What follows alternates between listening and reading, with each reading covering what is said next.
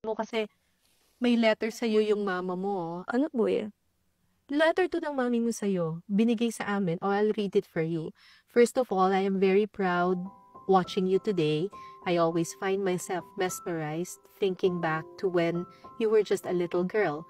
I remember those simple talks when we were riding the jeep and you would say, Mommy, someday I'll have a tarpaulin like that skin clinic, pointing to all the tarpaulins would see.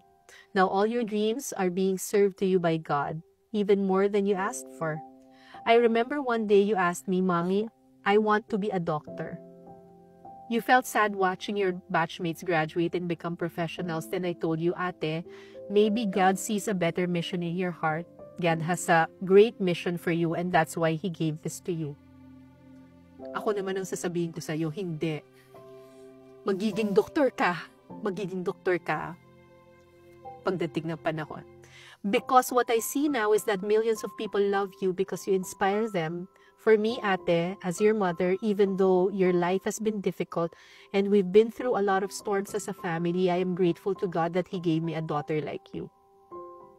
I may have made wrong decisions in my life, but having you and all your siblings were the best decisions I ever made. I remember sa bata ka pa, I used to get so tired of listening sa imong mga istorya. Madaldal ka pala. But I had no choice because you just kept talking. Kay tabian ka.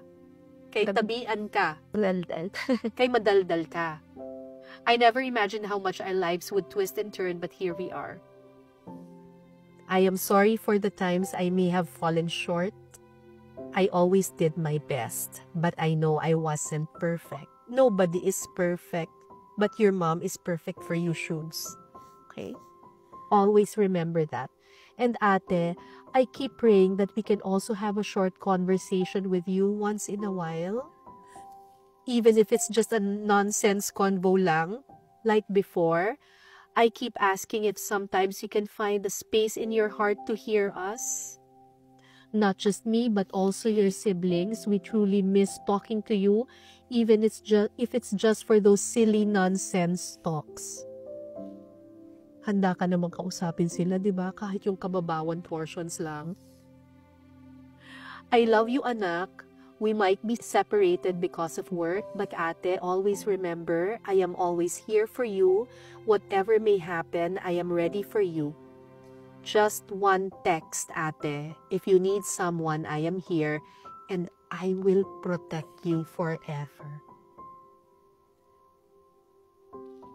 Lastly, Ate, thank you for all the sacrifices you've made to help us, especially with your siblings' education. Love, Mommy.